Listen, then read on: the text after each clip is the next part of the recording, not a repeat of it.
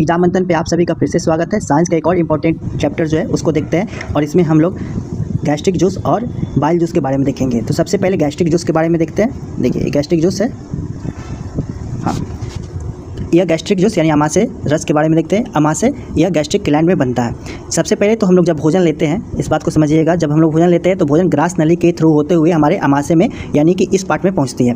इस पार्ट में जब पहुंचेगी तो यहाँ पे सबसे पहले इसका स्वागत कौन करेगा, तो गैस्ट्रिक ग्लैंड से निकली हुई गैस्ट्रिक जूस करेगी। और गैस्ट्रिक जूस में क्या होता है, तो हाइड्रोक्लोरिक एसिड होता है। सबसे इंपॉर्टेंट एग्जाम में यही पूछा जाता है कि गैस्ट्रिक जूस में कौन सा एसिड पाया जाता है, तो HCl पाया जाता है। इसके अलावा पेप्सिन एंजाइम भी होता है, म्यूकस होता है और लाइपेज होता है। सबका अपना अपना काम है, उसको भी देख लेते हैं।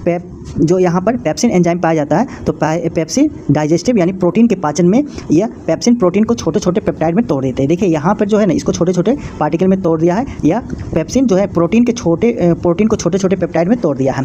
दूसरा है HCl के काम। तो HCl क्या करता है, भोजन में जर्म्स को मारता है। HCl भोजन में जो जर्म्स होगा, बैक्टीरिया हो गया, कीटाणु हो गया, उसको मारेगा। पेप्सिन को एक्टिवेट कर देता है, स्टमक को एसिडिक बना देता है। तीसरा है म्यूकस। म्यूकस भी इसमें रहता है। तो म्यूकस क्या करेगा ना कि एसिड जो रिलीज होगा ना, तो उसको पेट में जलन ना हो, इसलिए म्यूकस क्या करेगा, पेट की दीवार को एसिड से बचा देता है।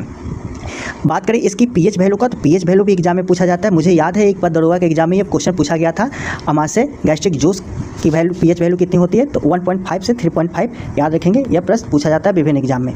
चलिए अब नेक्स्ट देखते हैं हम लोग पित्त रस के बारे में। पित्त रस यानी कि बाइल जूस के बारे में भी देख लेते हैं। बाइल जूस जो है यह लीवर में बनता है और पित्ताशय में संग्रहित होता है। बनेगा कहाँ, यकृत यानी कि लीवर में, और गॉल ब्लैडर में यह स्टोर होगा। पित्ताशय जो है, पित्ताशय से होकर छोटी आंत यानी ड्यूडेम तक इसकी पहुंच होती है। ड्यूडेम जो है क्या चीज़ का है, छोटी आंत का एक पार्ट है, उसको ड्यूडेम में देख सकते हैं आप। यहाँ पे फिगर से देखिए, थोड़ा सा फिगर से आपको ज़्यादा क्लियर होगा।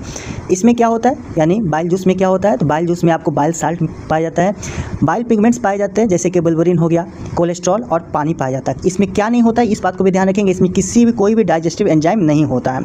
और इसका फंक्शन को भी देख देते हैं। फैट को यानी वसा के पाचन इमल्सिफिकेशन कौन करता है, तो बाइल जूस ही करता है। दूसरा क्या है, तो देखिए दूसरा यहाँ पर देखिए, भोजन को अम्लीय कौन बनाता है, तो भोजन को अम्लीय को क्षारीय बना देता है। क्योंकि हम लोग देखे हैं कि भोजन जब स्टोमक पहुँचता है तो वहाँ पे गैस्ट्रिक जूस भोजन को एसिडिक बना देता है, तो यह क्षारीय बनाने का काम करेगा पित्त रस बाइल जूस। तीसरा क्या है, fat soluble vitamin A, D, E के, ये भी प्रश्न पूछा जाता है, ये तो अलग चैप्टर में ही हो गया। A, D को एब्जॉर्प्शन में मदद करेगा बाइल जूस।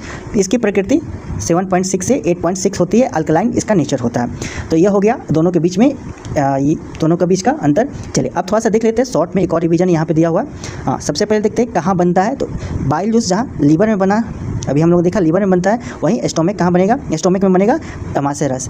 संग्रहित कहाँ होता है, तो गॉल ब्लैडर में संग्रहित होता है। और गैस्ट्रिक जूस कहीं संग्रहित नहीं होता, वो डायरेक्ट भोजन में जाकर मिल जाता है। मुख्य कार्य